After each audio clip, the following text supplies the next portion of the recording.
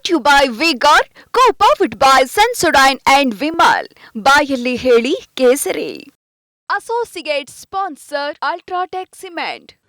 ಹುಬ್ಬಳ್ಳಿಯಿಂದ big breaking news ಬರ್ತಾ ಇದೆ. ಈಗಾಗಲೇ ಕಾನೂನು ಮತ್ತು ಸುವ್ಯವಸ್ಥೆಯನ್ನು ಮುಂದಿಟ್ಟುಕೊಂಡು ಹೋರಾಟ ನಡೆಸೋದಕ್ಕೆ ಬಿಜೆಪಿ ಮುಂದಾಗ್ತಾ ಇದೆ. ಪ್ರಮುಖವಾಗಿ ನೇಹಾ ಕೊಲೆ ಪ್ರಕರಣದ ಬಳಿಕ ಹುಬ್ಬಳ್ಳಿಯಲ್ಲಿ ಅಂಜಲಿ ಕೊಲೆ ಪ್ರಕರಣ ಈಗ ತೀವ್ರವಾದಂಥ ಸ್ವರೂಪವನ್ನು ಪಡೆದುಕೊಳ್ತಾ ಇದೆ. ರಾಜ್ಯದಲ್ಲಿ ಮತ್ತೆ ಕಾನೂನು ಸುವ್ಯವಸ್ಥೆ ಬಗ್ಗೆ ಪ್ರಶ್ನೆಯನ್ನು ಮುಂದಿಟ್ಟು ಬಿಜೆಪಿ ಕಾಂಗ್ರೆಸ್ ಸರ್ಕಾರದ ವಿರುದ್ಧ ಹೋರಾಟ ಮಾಡೋದಕ್ಕೆ ಮುಂದಾಗ್ತಾ ಇದೆ.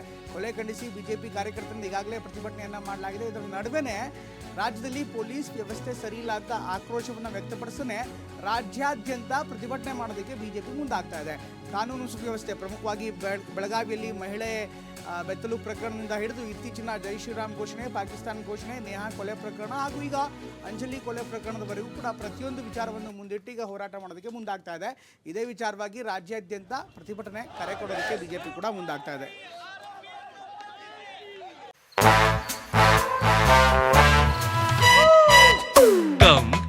Come, my love, please don't say no, baby. Come, my love. V-Guard ನ air coolers extra large cooling pad ನೊಂದಿಗೆ ಇದು ಎಂತೆಂಥವರನ್ನು ಕೂಲ್ ಆಗಿಸುತ್ತೆ. V-Guard air coolers, long lasting cooling.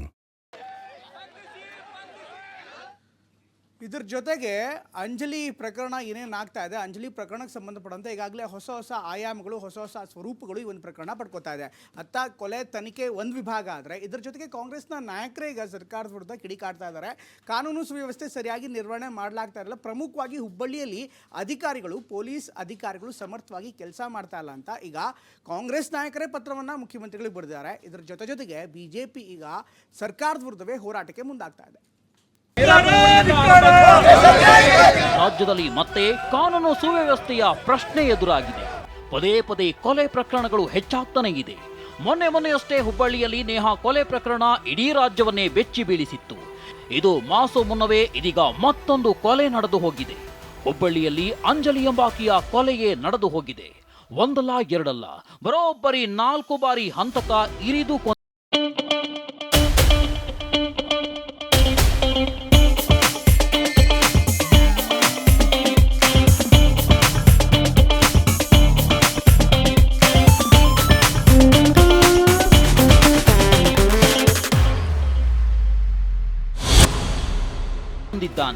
ಇದೇ ಪ್ರಕರಣ ಇದೀಗ ರಾಜಕೀಯವಾಗಿಯೂ ತಿರುಗಿದೆ.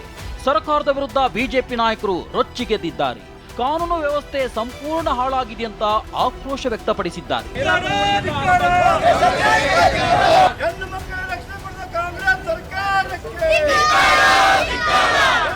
ಮತ್ತೊಂದೆಡೆ ಟ್ವಿಸ್ಟ್ ಏನಂದ್ರೆ ಬಿಜೆಪಿ ನಾಯಕರು ಮಾತ್ರ ಅಲ್ಲ, ಸರ್ಕಾರದ ವಿರುದ್ಧ ಸ್ವಪಕ್ಷೀಯರಿಂದಲೇ ಅಸಮಾಧಾನ ಕೇಳಿ ಬಂದಿದೆ. ಸಚಿವೆ ಲಕ್ಷ್ಮೀ ಹೆಬ್ಬಾಳ್ಕರ್ ಅಳಿಯ ಕಾಂಗ್ರೆಸ್ ಮುಖಂಡ ರಜತ್ ಉಳ್ಳಾಗಡ್ಡಿ ಮಠ ಸರ್ಕಾರಕ್ಕೆ ಮನವಿ ಮಾಡಿಕೊಂಡಿದ್ದಾರೆ. ಕಾನೂನು ಸುವ್ಯವಸ್ಥೆ ಕಾಪಾಡುವಲ್ಲಿ ಅಧಿಕಾರಿಗಳು ವಿಫಲರಾಗಿದ್ದಾರೆ. ಹುಬ್ಬಳ್ಳಿಯಲ್ಲಿ ಖಡಕ್ ಅಧಿಕಾರಿಗಳನ್ನ ನೇಮಕ ಮಾಡುವಂತೆ ಅಸಮಾಧಾನ ವ್ಯಕ್ತಪಡಿಸಿದ್ದಾರೆ. ನೇಹಾ ಕೊಲೆ ಪ್ರಕರಣವನ್ನೇ ಇಟ್ಕೊಂಡು ಬಿಜೆಪಿಯ ನಾಯಕರು ಸರ್ಕಾರದ ವಿರುದ್ಧ ಸಮರ ಸಾರಿದ್ರು. ರಾಜ್ಯದಲ್ಲಿ ಕಾನೂನು ಸುವ್ಯವಸ್ಥೆಯೇ ಸರಿ ಇಲ್ಲ ಅಂತ ಆರೋಪಿಸಿದ್ರು. ಇದು ತಗೊಳ್ಳೋಣ. ಇದು ಇನ್ವರ್ಟರ್ ಎಸಿ. ನೀವು ಗ್ಯಾಮ್ಲರ್ ಅಲ್ವಾ? ಗ್ಯಾಮ್ಲರ್ ಜೂಜಾಡ್ತಿರಲ್ವಾ? ನೀವು ಜೂಜಾಡ್ತೀರಾ? ಇಲ್ಲ, ಯಾರು ಏನು ಹೇಳಿದ್ರು ಅಂತ ನೀನು ಎಷ್ಟು ಕಾಸ್ಟ್ಲಿ ಹಾಗೂ ಡೆಲಿಕೇಟ್ ಎಸಿ ತಗೊಂಡು ಸ್ಟೆಬಿಲೈಸರ್ ತಗೊಳ್ಳಿಲ್ಲ ಅಂದ್ರೆ ಇದು ಜೂಜಾಟ ತಾನೇ.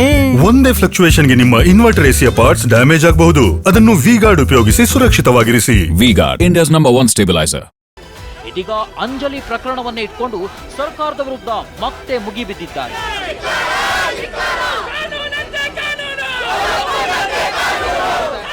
ವೀರಾಪುರ ಓಣಿಯಿಂದ ಹುಬ್ಬಳ್ಳಿ ನಗರ ಪೊಲೀಸ್ ಠಾಣೆವರೆಗೂ ಪ್ರತಿಭಟನಾ ರ್ಯಾಲಿ ನಡೆಸಿತು. ರ್ಯಾಲಿ ವೇಳೆ ಸರ್ಕಾರದ ವಿರುದ್ಧ ಧಿಕ್ಕಾರ ಕೂಗಿತು. ಟೈರ್ಗೆ ಬೆಂಕಿ ಹಚ್ಚಿ ಹುಬ್ಬಳ್ಳಿ ಧಾರವಾಡ ಕಮಿಷನರ್ ವಿರುದ್ಧವೂ ಆಕ್ರೋಶ ಹೊರಹಾಕಿತು. ಪೊಲೀಸ್ ಠಾಣೆ ಮುಂದೆ ಕೂತು ಧರಣಿ ನಡೆಸಿದ್ದು. ಪೊಲೀಸ್ ಠಾಣೆ ಮುಂದೆ ಹೈಡ್ರಾಮವೇ ನಡೆಯಿತು.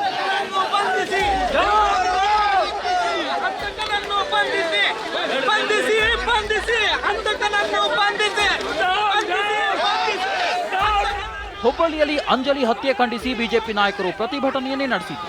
ದೊಡ್ಡ ಹೈಡ್ರಾಮವೇ ನಡೆಯಿತು. ವೀರಾಪುರ ಓಣಿಯಿಂದ ಬಿಜೆಪಿ ಕಾರ್ಯಕರ್ತರು ಪ್ರತಿಭಟನಾ ರ್ಯಾಲಿಯನ್ನೇ ನಡೆಸಿದ್ದು. ಈ ವೇಳೆ ಪ್ರತಿಭಟನಾಕಾರರು ಪೊಲೀಸರ ಮಧ್ಯೆ ತಳ್ಳಾಟ, ನೂಕಾಟ ನಡೆಯಿತು. ಈ ವೇಳೆ ಬಿಜೆಪಿ ಶಾಸಕ ಮಹೇಶ್ ಟೆಂಕಿನಕಾಯಿ ಮಾತನಾಡಿ ರಾಜ್ಯದಲ್ಲಿ ಕಾನೂನು ಸುವ್ಯವಸ್ಥೆ ಸಂಪೂರ್ಣ ಹಾಳಾಗಿದೆ ಅಂತ ಕಿಡಿಕಾರಿದರು. ಪೊಲೀಸರ ನಿರ್ಲಕ್ಷ್ಯಕ್ಕೆ ಕಾರಣವಾಗಿ ಈ ಸಮಸ್ಯೆ ಉದ್ಭವಿಸಿತು. ಬಹುಶಃ ಪೊಲೀಸರು ಅವತ್ತನೇ ಇದರ ಬಗ್ಗೆ ಕ್ರಮ ತೆಗೆದುಕೊಂಡಿದ್ದರೆ ಇವತ್ತಿನ ಈ ಹತ್ಯೆ ಆಗ್ತಿದ್ದಿಲ್ಲ ಅನ್ನೋಂಥ ವಿಶ್ವಾಸ ನಮಗಿತ್ತು. ಆದರೆ ಇವತ್ತು ಆ ನೆಗ್ಲಿಜೆನ್ಸಿ ಮಾಡಿದ ಪರಿಣಾಮವಾಗಿ ಆಗೈತಿ. ನಿನ್ನೆನೂ ಕೂಡ ನಾವು ಕಮಿಷನರ್ಗೆ ಭಾಳ ಆಗ್ರಹ ಮಾಡಿದ್ವಿ ಇದ್ರ ಬಗ್ಗೆ ಕ್ರಮ ಆಗಬೇಕಂತೇಳಿ. ನಿನ್ನೆ ಇಬ್ಬರನ್ನ ಸಸ್ಪೆಂಡ್ ಮಾಡ್ತಕ್ಕಂಥ ಕೆಲಸವನ್ನು ಮಾಡಿದ್ದಾರೆ. ಅಂದರೆ ಸರ್ಕಾರದಲ್ಲಿ ಲೋಪ ಆಗಿದೆ ಅಂತಕ್ಕಂಥದ್ದನ್ನು ಭಾಳ ಸ್ಪಷ್ಟವಾಗಿ ಎದ್ದುಕೊಂಡಿದೆ. ಪ್ರತಿಭಟನಾ ರ್ಯಾಲಿಗೂ ಮುನ್ನ ಅಂಜಲಿ ನಿವಾಸಕ್ಕೆ ಬಿಜೆಪಿ ಮುಖಂಡರು ಭೇಟಿ ನೀಡಿದ್ರು. ಅಂಜಲಿ ಕುಟುಂಬದವರಿಗೆ ಬಿಜೆಪಿ ಮುಖಂಡರು ಸಾಂತ್ವನ ಹೇಳಿದ್ರು. ಇನ್ನು ಅಂಜಲಿ ನಿವಾಸಕ್ಕೆ 3000 ಮಠದ ಗುರು ಸಿದ್ದರಾಜ ಯೋಗೀಂದ್ರ ಸ್ವಾಮೀಜಿ ಸಹ ಭೇಟಿ ನೀಡಿ ಸಾಂತ್ವನ ಹೇಳಿದ್ರು.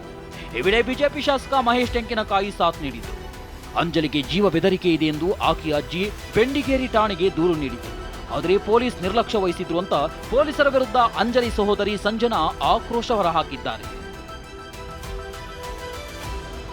ಅವ ಸಿಗಬೇಕು, ಅವ ಇನ್ನವರೆಗೆ ಅದಕ್ಕೆ ಸಿಕ್ಕಿಲ್ಲ. ಏನ್ ಮಾಡಾತಿರ್ ನೀವು? ಎದಕ್ ಸಿಕ್ಕಿಲ್ಲ? ಒಂದು ಜೀವ ಹೋಗಿದೆ, ಇನ್ನ ಸಿಕ್ಕಿಲ್ಲ ಅಂದ್ರೆ ಎಷ್ಟಾಯ್ತು? ಕಳು ಮಾಡಿದ್ರೆ ಒಂದ್ 5 ನಿಮಿಷದಲ್ಲಿ ಹಿಡಿತಾರ. ಜೀವ ಹೋಗಿದೆ ಇನ್ನವರೆಗೆ ಸಿಕ್ಕಿಲ್ಲ ಅಂದ್ರೆ ಚನ್ನನ್ ಸರ್ಕಲ್ಗೆ ಬರ್ಬೇಕು. ಮಂದಿ ಕಡೆ ಕೊಡಿ, ಇಲ್ಲ ನನ್ನ ಕಡೆ ಕೊಡಿ, ನಾನು ಸಾಯಿಸ್ತೀನಿ. ಇಲ್ಲ ಅದು ಆಗಲ್ಲ ಅಂದ್ರೆ ಚನ್ನನ್ ಸರ್ಕಲ್ ಕರ್ಕೊಂಬರ್ರಿ. ನಾನು ಪೊಲೀಸರು ನಂಬಲ್ಲ. ಚನ್ನನ್ ಸರ್ಕಲ್ ಕರ್ಕೊಂಬರ್ರಿ ಅನ್ಕೊಂತೀನಿ. ಇನ್ನು ಹುಬ್ಬಳ್ಳಿಯಲ್ಲಿ ಅಂಜಲಿ ಮರ್ಡರ್ ಕೇಸ್ ರಾಜಕೀಯವಾಗಿ ಬಡಿದಾಟಕ್ಕೆ ಕಾರಣವಾಗಿದೆ. ಕಾಂಗ್ರೆಸ್ ಸರ್ಕಾರದಿಂದ ರಾಜ್ಯದಲ್ಲಿ ಕಾನೂನು ಸುವ್ಯವಸ್ಥೆಯೇ ಸರಿಯಿಲ್ಲ ಅಂತ ಬಿಜೆಪಿ ನಾಯಕರು ಬೆಂಕಿಯನ್ನೇ ಉಗುಳಿದ್ದಾರೆ. ಮಾಜಿ ಸಿಎಂ ಬೊಮ್ಮಾಯಿ ಮಾತನಾಡಿ ಕೊಲೆಯಲ್ಲಿ ಪೊಲೀಸರ ಪಾತ್ರ ದೊಡ್ಡದಿದೆ ಅಂದ್ರು. ಇನ್ನು ಆರ್ ಅಶೋಕ್ ಅಂತೂ ರಾಜ್ಯದಲ್ಲಿ ಪೊಲೀಸ್ ಬದುಕಿದೆಯಾ ಅಂದ್ರು. ಇವತ್ತು ಆ ಕೊಲೆ ನಡೆದಿರುವ ಪ್ರಮುಖ ಕಾರಣಗಳಲ್ಲಿ ಪೊಲೀಸರ ಪಾತ್ರ ಕೂಡ ದೊಡ್ಡದಿದೆ.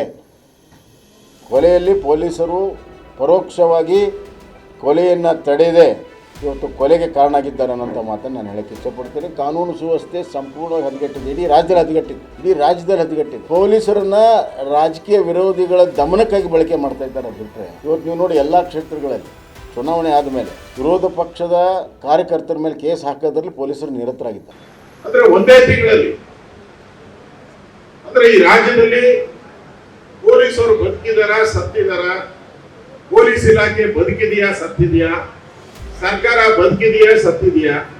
ಒಟ್ಟು ರಾಜ್ಯದಲ್ಲಿ ಕಾಂಗ್ರೆಸ್ ಸರ್ಕಾರ ಬಂದ ಮೇಲೆ ಆಡಳಿತದಲ್ಲಿ ಬಿಗಿ ಹೋಗಿದೆ ಮತ್ತು ಕಾನೂನು ಸುವ್ಯವಸ್ಥೆ ಮೇಂಟೈನ್ ಮಾಡ್ಕೊಂಡು ಹೋಗಲಿಕ್ಕೆ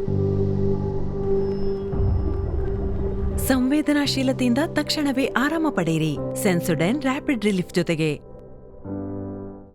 ರಾಜ್ಯ ಸರ್ಕಾರಕ್ಕೆ ಆಗ್ತಾ ಇಲ್ಲ. ಕಾಂಗ್ರೆಸ್ ಸರ್ಕಾರದ ಅವಧಿಯಲ್ಲಿ ಕಾನೂನು ಸುವ್ಯವಸ್ಥೆಯ ಬಗ್ಗೆ ಬಿಜೆಪಿ ಚಾರ್ಜ್ ಶೀಟ್ ಏನೇನು ಅನ್ನೋದನ್ನ ಒಂದೊಂದಾಗಿ ನೋಡೋಣ. ಕಾಂಗ್ರೆಸ್ ಸರ್ಕಾರದ ವಿರುದ್ಧ ಬಿಜೆಪಿ ಚಾರ್ಜ್ ಶೀಟ್ ಏನೇನು ಅನ್ನೋದನ್ನ ನೋಡೋದಾದ್ರೆ, ಬೆಳಗಾವಿಯಲ್ಲಿ ಮಹಿಳೆಯನ್ನ ಬೆತ್ತಲುಗೊಳಿಸಿ ಥಳಿಸಿದ ಪ್ರಕರಣ ರಾಜ್ಯದಲ್ಲಿ ಸುದ್ದಿ ಮಾಡಿತ್ತು. ಬೆಳಗಾವಿಯಲ್ಲೇ ಇಂಥದ್ದೇ ಮತ್ತೊಂದು ಪ್ರಕರಣ ನಡೆದಿತ್ತು. ಘಟಪ್ರಭಾದಲ್ಲಿ ಒಂಟಿ ಮಹಿಳೆಗೆ ಮಧ್ಯರಾತ್ರಿಯಲ್ಲಿ ಚಪ್ಪಲಿ ಹಾರ ಹಾಕಿ ಮೆರವಣಿಗೆ ಮಾಡಲಾಗಿತ್ತು. ಇನ್ನು ಹುಬ್ಬಳ್ಳಿಯಲ್ಲಿ ಕರಸೇವಕರ ಕೇಸ್ಗಳು ರೀಓಪನ್ ಮಾಡಲಾಗಿತ್ತು. 4ನೇದಾಗಿ ಬೆಂಗಳೂರಿನ ನಗರ್ತಪೇಟೆಯಲ್ಲಿ ಹನುಮಾನ್ ಚಾಲಿಸಾ ಪ್ರಕರಣ. ಇಷ್ಟೇ ಅಲ್ಲ, ಬೆಂಗಳೂರಿನ ವಿದ್ಯಾರಣ್ಯಪುರದಲ್ಲಿ ಜೈ ಶ್ರೀರಾಮ್ ಘೋಷಣೆ ಕೂಗಿದ್ದಕ್ಕೆ ಹಲ್ಲೆಯೂ ನಡೆದಿತ್ತು. ಬೆಂಗಳೂರಿನಲ್ಲಿ ಹಾಡಹಗಲೇ ಭಯಾನಕ ಡಬಲ್ ಮರ್ಡರ್ ಪ್ರಕರಣ. ಇನ್ನು ವಿಧಾನಸೌಧದಲ್ಲಿ ಪಾಕಿಸ್ತಾನ್ ಜಿಂದಾಬಾದ್ ಘೋಷಣೆ ಕೂಗಲಾಗಿತ್ತು. ಇದಿಷ್ಟೇ ಅಲ್ಲ, ಗದಗದಲ್ಲಿ ಒಂದೇ ಕುಟುಂಬದ 4 ಭೀಕರ ಕೊಲೆಯೂ ನಡೆದಿತ್ತು. ಮೊನ್ನೆಯಷ್ಟೇ ಹುಬ್ಬಳ್ಳಿಯಲ್ಲಿ ಕಾಲೇಜು ಕ್ಯಾಂಪಸ್ನಲ್ಲಿ ನೇಹಾ ಕೊಲೆಯಾಗಿತ್ತು. ಇದೀಗ ಮತ್ತೆ ಹುಬ್ಬಳ್ಳಿಯ ವೀರಾಪುರ ಓಣಿಯಲ್ಲಿ ಯುವತಿ ಅಂಜಲಿ ಅಂಬಿಗೇರ ಹತ್ಯೆಯಾಗಿದೆ. ಆದರೆ ಕಾಂಗ್ರೆಸ್ ನಾಯಕರು ಮಾತ್ರ ರಾಜ್ಯದಲ್ಲಿ ಕಾನೂನು ಸುವ್ಯವಸ್ಥೆ ಚೆನ್ನಾಗಿಯೇ ಇದೆ, ಮಂಗಳೂರಿನಲ್ಲಿ ಕುಕ್ಕರ್ ಬ್ಲಾಸ್ಟ್ ಆಗಿದ್ದು ಯಾರ ಕಾಲದಲ್ಲಿ ಅಂತ ಸಿಎಂ ಸಿದ್ದರಾಮಯ್ಯ ಹೇಳ್ತಾರೆ.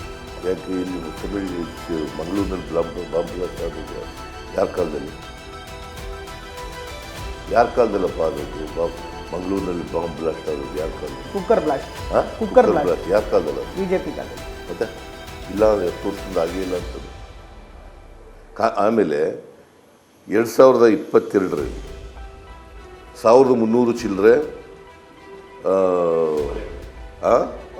ಕೊಲೆಗಳು ಅವೆಲ್ಲ ಅಫೆನ್ಸ್ಗಳೆಲ್ಲ ಆಗಿದ್ದಾವೆ.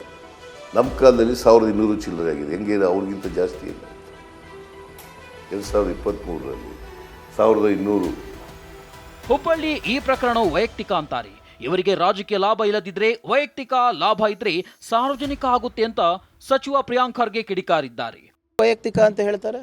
ಇದನ್ನು ಇವಾಗ ನಡೆದಂಥ ಹುಬ್ಬಳ್ಳಿ ಪ್ರಕರಣನೂ ವೈಯಕ್ತಿಕ ಅಂತಾರೆ, ಹಾಸನ್ನೂ ವೈಯಕ್ತಿಕ ಅಂತಾರೆ. ಯಾವಾಗ ಬೇಕು ಇವ್ರು ವೈಯಕ್ತಿಕ, ಯಾವಾಗ ಬೇಕು ಇವರು ಸಾರ್ವಜನಿಕ. ಯಾವಾಗ ಬೇಕು ಅವಾಗ NIA CBI ತನಿಖೆ ಬೇಕು, ಯಾವಾಗ ಬೇಕು ಇವರು SIT ಮೇಲೆ ಗೂಬೆ ಕೂಡಿಸೋದು.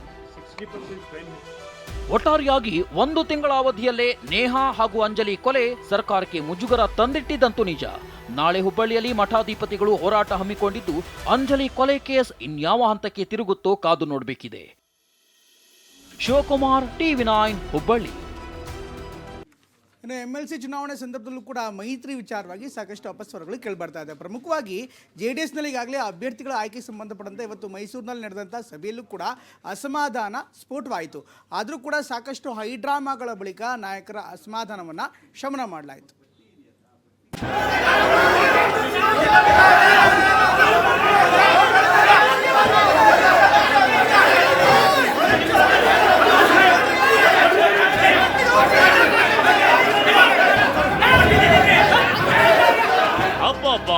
ಅದೇನ್ ಡ್ರಾಮಾ ಅಂತೀರ ನೋಡಿ. ದೊಡ್ಡ ಹೈ ಡ್ರಾಮವೇ ನಡೆದೋಗಿದೆ. ತಳ್ಳಾಟ ನೂಕಾಟವೇ ನಡೆದಿದೆ. ಮೇಲ್ಮನೆ ಚುನಾವಣೆಯ ಮೈತ್ರಿಯಲ್ಲಿ ಆದ ಗೊಂದಲದಿಂದ ಮನೋಲ್ಲಾಸ ಮನಸ್ಸು ಮತ್ತೇರಿ ಕುಣಿದಾಡಿದೆ ನೋಡು ಕೇಸರಿಯಿಂದ ಮನೋಲ್ಲಾಸ. ಕ್ಷಣಕ್ಷಣವೂ ಆಚರಿಸಿ ಕೇಸರಿ ಹಬ್ಬ. ವಿಮಲ್ ಬಾಯಲ್ಲಿ ಹೇಳಿ ಕೇಸರಿ. ದೊಡ್ಡ ನಾಟಕವೇ ಸೃಷ್ಟಿಯಾಗಿದೆ.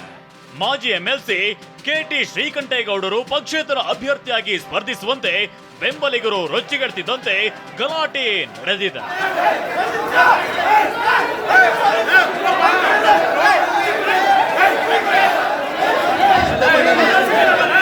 ಗಲಾಟೆ ಯಾಕೆ ಆಯ್ತು, ಅಷ್ಟಕ್ಕೂ ಆಗಿದ್ದೇನು ಅನ್ನೋದನ್ನ ಹೇಳೋಕೆ ಮುಂಚೆ ಮೊದಲು 3 ಸೀನ್ಗಳನ್ನ ತೋರಿಸ್ತೀವಿ ನೋಡಿ.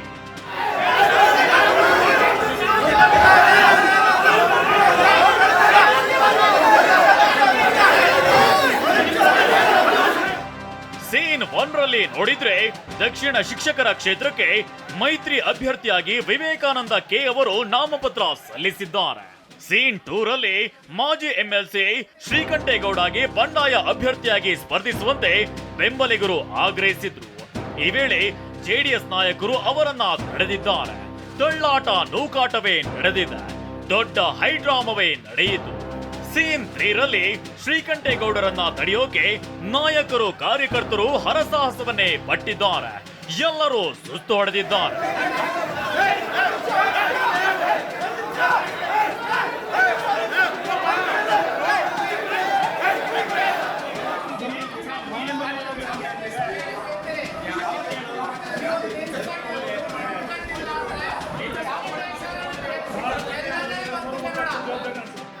ಅಷ್ಟಕ್ಕೂ ಆಗಿದ್ದೇನು ಅನ್ನೋದನ್ನೇ ಎಳೆ ಎಳೆಯಾಗಿ ಹೇಳ್ತೀವಿ ನೋಡಿ. ದಕ್ಷಿಣ ಶಿಕ್ಷಕರ ಕ್ಷೇತ್ರಕ್ಕೆ ಮೈತ್ರಿ ಅಭ್ಯರ್ಥಿಯಾಗಿ ವಿವೇಕಾನಂದ ಕೆ ಅವರನ್ನ JDS ಅಧಿಕೃತವಾಗಿ ಘೋಷಣೆ ಮಾಡಿದೆ. ಆದ್ರೆ ಟಿಕೆಟ್ ಆಕಾಂಕ್ಷಿಯಾಗಿದ್ದ ಮಾಜಿ MLC ಶ್ರೀಕಂಠೇಗೌಡ ನಿನ್ನೆ ನಾನು ಮೈತ್ರಿ ಅಭ್ಯರ್ಥಿಯಾಗಿ ನಾಮಪತ್ರ ಸಲ್ಲಿಸ್ತೀನಿ ಅಂತ ಹೇಳಿಕೊಂಡಿದ್ರು. ಅಸಮಾಧಾನವನ್ನ ಹೊರಹಾಕಿದ್ರು. ಆದ್ರೆ ಇವತ್ತು ಮೈಸೂರಿನಲ್ಲಿ ಅಸಮಾಧಾನ ಶಮನಕ್ಕೆ ಕಾರ್ಯಕರ್ತರ ಸಭೆಯನ್ನ ಕರೆಯಲಾಗಿತ್ತು. ಈ ವೇಳೆ ಬಂಡಾಯ ಅಭ್ಯರ್ಥಿಯಾಗಿ ಶ್ರೀಕಂಠೇಗೌಡ ಸ್ಪರ್ಧಿಸುವಂತೆ ಬೆಂಬಲಿಗರು ಪಟ್ಟು ಹಿಡಿದಿದ್ರು. ಈ ವೇಳೆ ದೊಡ್ಡ ಹೈಡ್ರಾಮವೇ ನಡೆಯಿತು.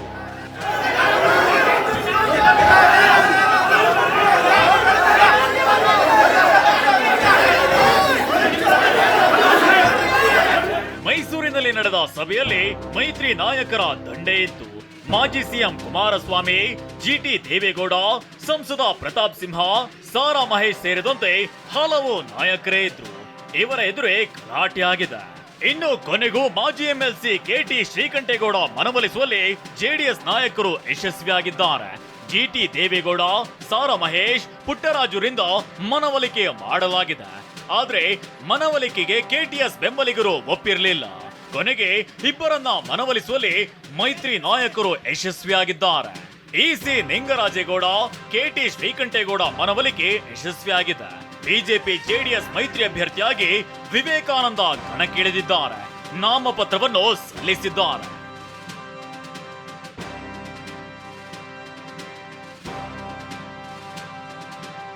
ದಕ್ಷಿಣ ಶಿಕ್ಷಕರ ಕ್ಷೇತ್ರದ ಮೇಲೆ ಕಣ್ಣಿಟ್ಟು ಕಳೆದ 1.5 ವರ್ಷದಿಂದ KT ಶ್ರೀಕಂಠೇಗೌಡ ಮತ್ತು ವಿವೇಕಾನಂದ ಕೆಲಸ ಮಾಡ್ತಿದ್ರು. ಆದ್ರೆ ಈ ಬಾರಿ ಶಿಕ್ಷಕರ ಕ್ಷೇತ್ರದಿಂದ ಹೊಸ ಮುಖ ವಿವೇಕಾನಂದಗೆ ಟಿಕೆಟ್ ಕೊಡಲು ಮೈಸೂರು ಭಾಗದ ಶಾಸಕರಾದ GT ದೇವೇಗೌಡ ಮತ್ತು ಸಾರಾ ಮಹೇಶ್ ಒತ್ತಡ ಹಾಕಿದ್ರು. ಸಾರಾ ಮಹೇಶ್ ಆಪ್ತರಾಗಿ ಗುರುತಿಸಿಕೊಂಡಿರುವ ವಿವೇಕಾನಂದ 2018ರಲ್ಲಿ ಕುಮಾರಸ್ವಾಮಿ ಸರ್ಕಾರದಲ್ಲಿ ಜಂಗಲ್ ಲಾಡ್ಜ್ ಅಧ್ಯಕ್ಷರಾಗಿದ್ರು. ವಿವೇಕಾನಂದ ಮೈಸೂರು ಭಾಗದಲ್ಲಿ ಪಕ್ಷ ಸಂಘಟನೆಯಲ್ಲಿ ಗುರುತಿಸಿಕೊಂಡಿದ್ರು. ಈ ಬಾರಿಯ ಲೋಕಸಭಾ ಚುನಾವಣೆಯಲ್ಲೂ ಕುಮಾರಸ್ವಾಮಿ ಪರವಾಗಿ ಎಲ್ಲಾ ರೀತಿಯಾಗಿ ಕೆಲಸ ಮಾಡಿದ್ರು. ಅಷ್ಟೇ ಅಲ್ಲದೆ ವಿವೇಕಾನಂದಗೆ ಟಿಕೆಟ್ ಕೊಡಬೇಕು ಅಂತ ಮಾಜಿ ಪ್ರಧಾನಿ ದೇವೇಗೌಡರಿಗೆ ಜಿಟಿ ದೇವೇಗೌಡ ಮತ್ತು ಸಾರಾ ಮಹೇಶ್ ಪಟ್ಟು ಹಿಡಿದಿದ್ರು. ಹೊಸಬರಿಗೆ ಅವಕಾಶ ಕೊಟ್ರೆ ಒಂದು ಸಂದೇಶ ಕೊಟ್ಟಂತಾಗುತ್ತದೆ ಅಂತ ವಿವೇಕಾನಂದಗೆ ಟಿಕೆಟ್ ಕೊಡಲಾಗಿದೆ.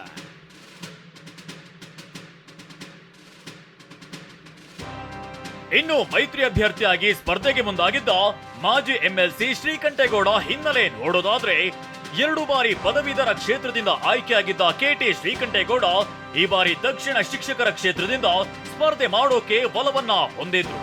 ಹೀಗಾಗಿ ಟಿಕೆಟ್ ಸಿಗುವ ನಿರೀಕ್ಷೆಯಲ್ಲಿ ಕಳೆದ ಸುಮಾರು 1 ವರ್ಷದಿಂದ ಚುನಾವಣಾ ಕೆಲಸದಲ್ಲಿ ತೊಡಗಿಕೊಂಡಿದ್ರು.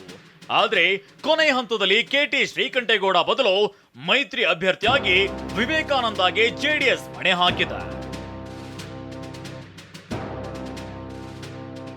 ಒಟ್ಟಾರೆಯಾಗಿ ಜೂನ್ 3ರಂದು 6 ಕ್ಷೇತ್ರಗಳಿಗೆ ವಿಧಾನ ಪರಿಷತ್ ಚುನಾವಣೆ ನಡೆಯಲಿದೆ.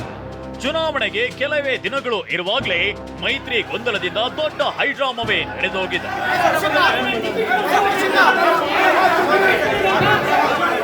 ರಾಮ್ ಜೊತೆ ದಿಲೀಪ್, TV9 ಮೈಸೂರು. ಇನ್ನು ಈಗಾಗಲೇ ಕಿಡ್ನ್ಯಾಪ್ ಕೇಸ್ನಲ್ಲಿ ರೇವಣ್ಣ ಅವರಿಗೆ ಜಾಮೀನು ಸಿಕ್ಕಾಯಿತು. ಈಗ ಲೈಂಗಿಕ ದೌರ್ಜನ್ಯ ಪ್ರಕರಣದ ಸರದಿ. ಇದಕ್ಕೆ ಸಂಬಂಧಪಟ್ಟಂತೆ ಇವತ್ತು ಕೂಡ ವಿಚಾರಣೆ ನಡೀತು. ಜಾಮೀನು ಅರ್ಜಿಯನ್ನು ಹಾಕಿದ್ರು ರೇವಣ್ಣ ಅವರು. ಅದರ ವಿಚಾರಣೆ ಕೂಡ ನಡೀತು. ಈ ವಿಚಾರಣೆ ಸಂದರ್ಭದಲ್ಲಿ ಅವರ ವಕೀಲರು ಹಾಜರಾಗಿದ್ದರು. ಆದರೆ ಅಂತಿಮವಾಗಿ ರೇವಣ್ಣ ಅವರೇ ಖುದ್ದು ಹಾಜರಾಗಬೇಕು ಅಂತ ಕೋರ್ಟ್ ಕೂಡ ಬಯಸ್ತು. ಇವನ್ ಸಂಬಂಧಪಟ್ಟಂತೆ ಈಗಾಗಲೇ ಇನ್ಫ್ಯಾಕ್ಟ್ ವಿಚಾರಣೆ ಸಂದರ್ಭದಲ್ಲಿ ಅಂದರೆ ಕೋರ್ಟ್ನ ವಿಚಾರಣೆ ಸಂದರ್ಭದಲ್ಲಿದ್ದಾಗ ಬೇರೆ ಬೇರೆ ರೀತಿಯಾದಂಥ ವಿಚಾರಗಳು ಬೆಳಕಿಗೆ ಬಂದವು. ಪ್ರಮುಖವಾಗಿ ಟೆನ್ಷನ್ ಮೇಲೆ ಟೆನ್ಷನ್ ಆಗಿತ್ತು. ಇದೀಗ ಲೈಂಗಿಕ ದೌರ್ಜನ್ಯ ಪ್ರಕರಣದಲ್ಲಿ ರೇವಣ್ಣಗೆ ಮಧ್ಯಂತರ ಜಾಮೀನನ್ನು ನೀಡಲಾಗಿದೆ. ನಾಳೆ ಮಧ್ಯಾಹ್ನದವರೆಗೂ ಜಾಮೀನು ನೀಡಿ ಬೆಂಗಳೂರಿನ 42ನೇ ACMM ನ್ಯಾಯಾಲಯ ಆದೇಶವನ್ನು ಹೊರಡಿಸಿದೆ. ನಾಳೆ ಮತ್ತೆ ಕೋರ್ಟ್ಗೆ ಹಾಜರಾಗಬೇಕು. ಮಧ್ಯಾಹ್ನ 3 ಗಂಟೆಗೆ ಜಾಮೀನು ಅರ್ಜಿ ವಿಚಾರಣೆ ನಡೆಯುತ್ತೆ. ಸದ್ಯಕ್ಕೆ 5 ಲಕ್ಷ ರೂಪಾಯಿ ಬಾಂಡ್ ಒದಗಿಸುವಂತೆ ನ್ಯಾಯಾಲಯದಿಂದ ಷರತ್ತು ವಿಧಿಸಲಾಗಿದೆ.